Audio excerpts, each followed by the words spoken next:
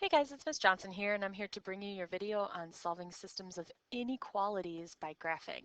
Over the last few days, we've been talking about solving systems of equations. Today, we're moving into inequalities.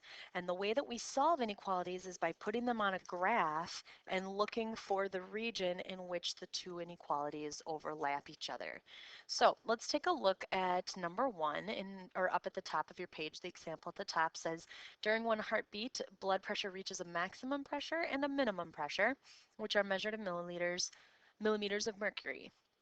It is expressed as a maximum over a minimum, for example, 120 over 80. Normal blood pressure for people under 40 ranges from 100 to 140 for the maximum and 60 to 90 for the minimum. So we want to express this set as an inequality. So if we take a look at the graph that we're given to represent this has four lines here. You can see that there's a line there that's expressing the minimum of the max pressure. Here's the maximum of the max pressure, minimum of the minimum pressure, and maximum of the minimum pressure. So you're looking at max pressure, min pressure, and there's an upper and lower boundary for each. This kind of yellowish shaded region is the piece in the middle where normal blood pressure range should be. So we want to write these lines as inequalities. There's four lines here, so there's going to be four inequalities that we're looking for. The first inequality I could say that if this is my x variable, that's my y variable. I'm looking at x needing to be greater than or equal to 100 and x being less than or equal to 140. So that's where I want my x. I want it greater than or equal to 100 and less than or equal to 140. The y variable looks like I want it to be greater than or equal to 60, and the y variable needs to be less than or equal to 90. So greater than or equal to 60, less than or equal to 90. And that's where the shaded regions overlap each other. For all four of those inequalities, that's where our normal blood pressure range should be. This would be the system that gives you those four lines.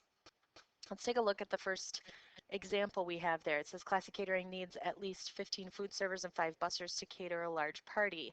In order to make a profit, they can have no more than 34 food servers and 15 bussers or 7 bussers working at an event. Write a system of inequalities that represents this.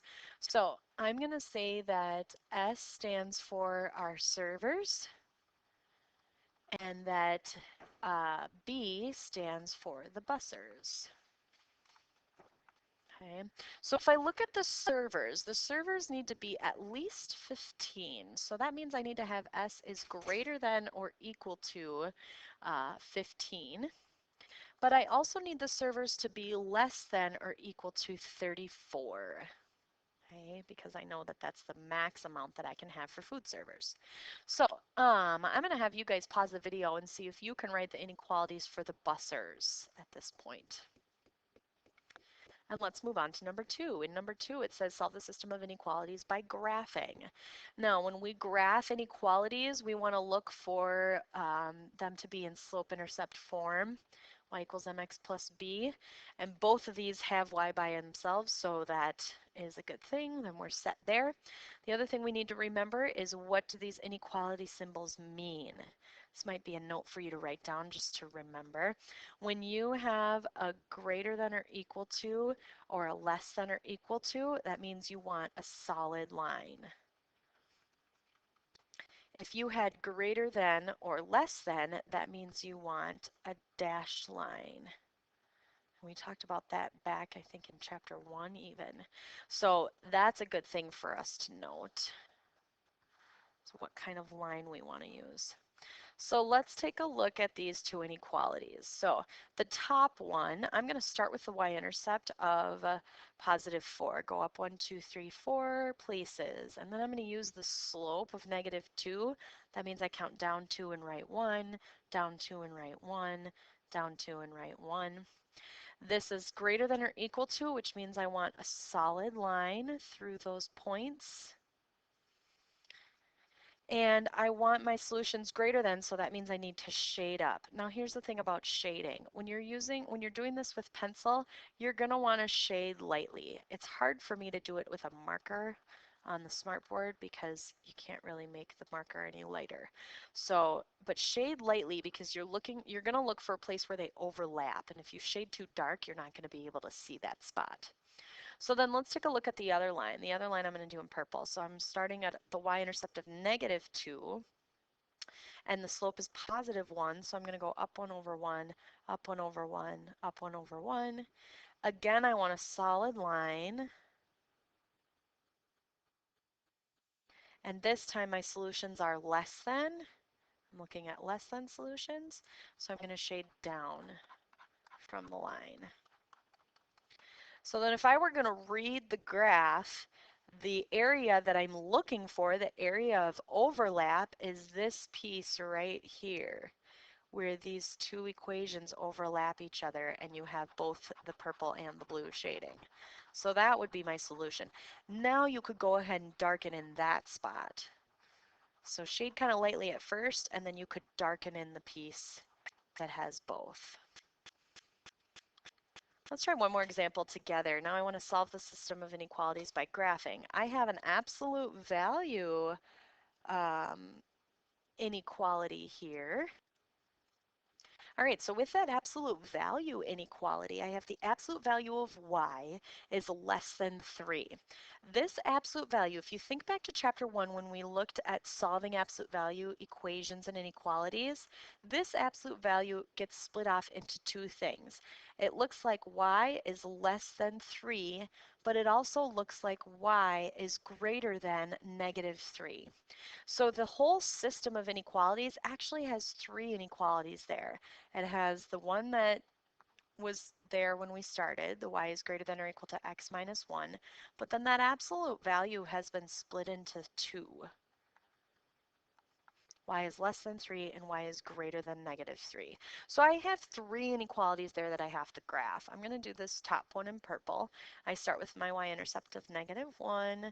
The slope is +1, which means I go up 1 over 1, up 1 over 1, up 1 over 1. And it's greater than or equal to, which means it's a solid line. And I'm looking for solutions greater than, so I want to go up here.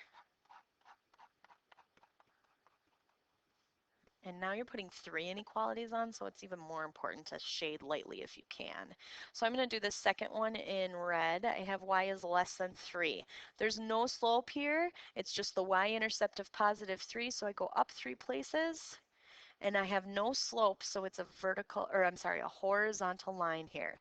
It's a dotted horizontal line because I'm not including the solutions. There's no equal to underneath. It's just less than. And the solutions are down. And then the last one I'll put on there in green, y is greater than -3. So now I'm down to -3. Again, I have a no slope, which gives me a horizontal line. And again, I have a dotted line because I'm not including the value. So just strictly greater than, but this time I'm shading up. So now if you look at, that would actually go all the way up there. If you look at where the shading is overlapped, it's kind of hard to see once you get three lines on there, but we can find it. It's right in here. You've got, oh, not that far down. This right here, then that,